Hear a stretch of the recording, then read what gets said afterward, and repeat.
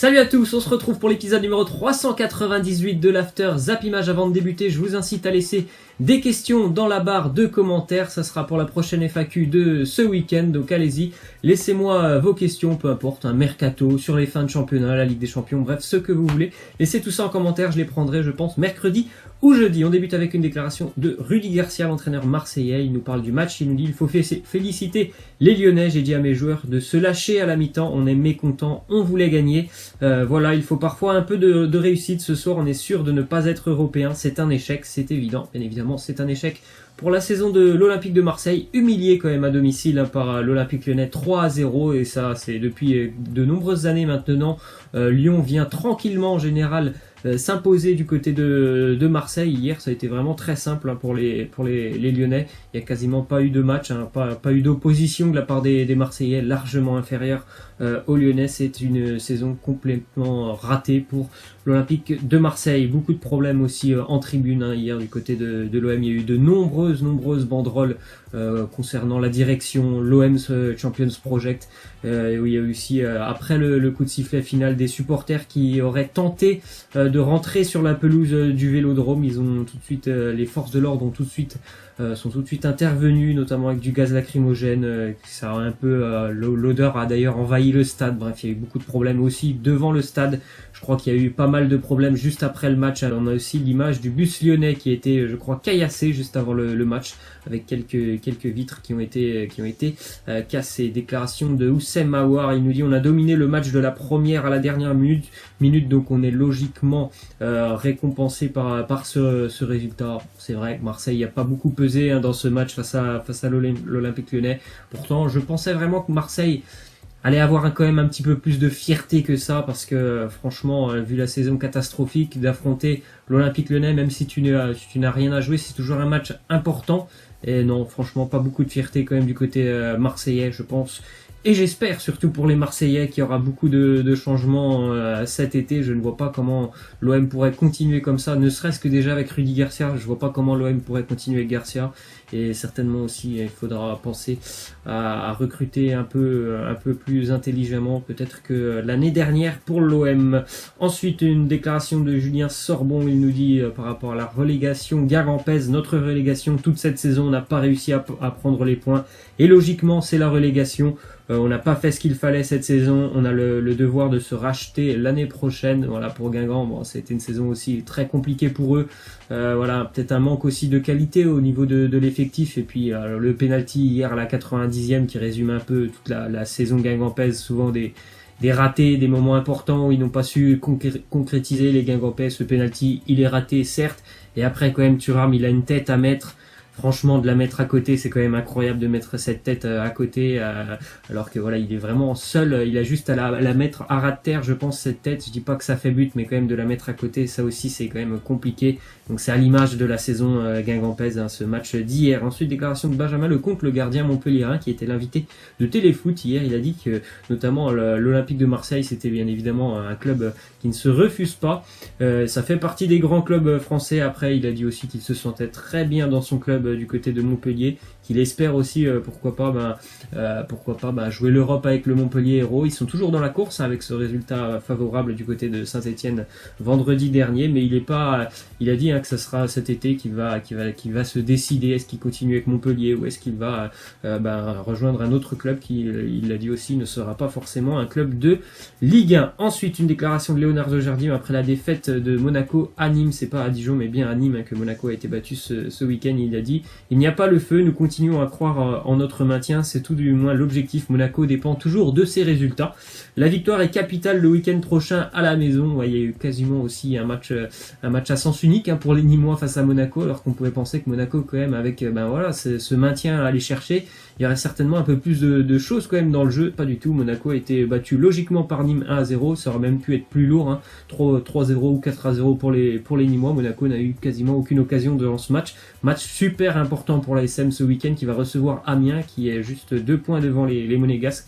Une petite finale quand même entre ces deux équipes, puisque Caen est revenu aussi maintenant à 33 points comme Monaco, et Monaco, on le rappelle, terminera la saison à la 38e journée par un derby du côté de Nice. Je pense que si Nice peut envoyer Monaco en barrage ou en Ligue 2, ils vont pas se faire prier les Niçois, donc ce serait peut-être bien pour les Monégasques de prendre des points quand même ce week-end. Ensuite, du côté du Paris Saint-Germain, la priorité du mercato reste pour le moment Alan, le milieu de terrain du Napoli.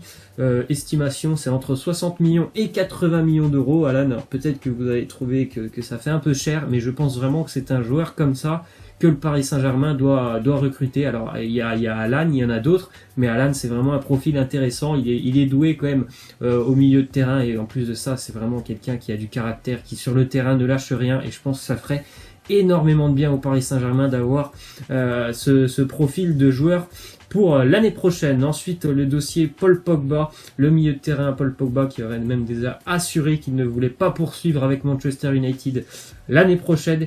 Donc bien évidemment, toujours une piste privilégiée, c'est le Real Madrid. Après, pour le moment, voilà, c'est le prix aussi de Paul Pogba qui pose un peu problème, puisque Manchester n'a pas vraiment envie de le laisser partir.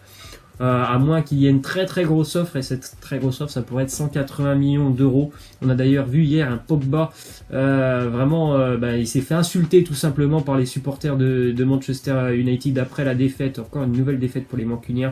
Alors la dernière journée de Première Ligue face à Cardiff, on rappelle Cardiff était quand même déjà relégué, donc perdre face à Cardiff à domicile c'est quand même un peu honteux aussi pour Manchester. Donc à la fin de match, Pogba a été insulté par certains supporters de Manchester qui lui ont dit arrête tes photos Instagram, t'es une merde tout simplement, et fais tes bagages si tu veux partir, va-t'en. Il a répondu, franchement il a pas beaucoup répondu Paul Pogba, il a mis les mains un petit peu comme ça tout simplement, je pense pour s'excuser de la saison et aussi certainement du match d'hier face à Cardiff, mais en tout cas ça a l'air très très tendu du côté de Manchester entre les fans et Pogba, et je pense vraiment que Pogba il a une idée en tête, c'est tout simplement de quitter Manchester. Ensuite un joueur du côté de Manchester qui pourrait lui aussi quitter United, c'est Eric Bailly, le défenseur qui est sur la liste du côté d'Arsenal pour un éventuel départ de Laurent Koscielny dans un an. Et ben peut-être que le successeur ce serait Eric Bailly qui lui je pense doit aussi absolument quitter Manchester United. Franchement il a quasiment plus de temps de jeu avec les Mancuniens, il faut qu'il retrouve un autre challenge. Eric Bailly, déclaration de Mauricio Pochettino sur son avenir à Tottenham, il a dit je ne suis pas prêt à entamer un nouveau chapitre sans plan, sans idée claire, sans transparence, sans vous dire ce qu'il nous reste à faire et dire à nos fans ce que nous allons faire, quel est notre objectif. Donc pour le moment, voilà, il reste un match à Pochettino, ce sera cette finale de Ligue des Champions face à Liverpool. Il y aura peut-être un titre, mais après il ne sait pas s'il restera avec les Spurs, parce que voilà, pour le moment, il n'a pas d'idée précise sur l'avenir des Spurs, quels seront les objectifs des Spurs pour les prochaines années. Ensuite, une petite info de Hugo Lloris sur le match face à l'Ajax la semaine passée. C'est une déclaration de Pochettino. Il nous a dit qui a parlé dans les vestiaires. Bien évidemment, moi j'ai un petit peu parlé, mais ce n'était pas le moment d'en faire trop. Celui qui a vraiment pris la parole, c'est Hugo, du début à la fin. On doit marquer un but de plus, on doit réussir, ne pas abandonner. On a vu cette image aussi, je pense l'été dernier, lorsque Hugo Lloris, il y avait eu le reportage sur l'équipe de France pendant l'aventure Coupe du Monde. On a vu qu'Hugo Lloris, malgré ses apparences de quelqu'un de très très calme, il sait prendre ses responsabilités, prendre la parole dans le vestiaire.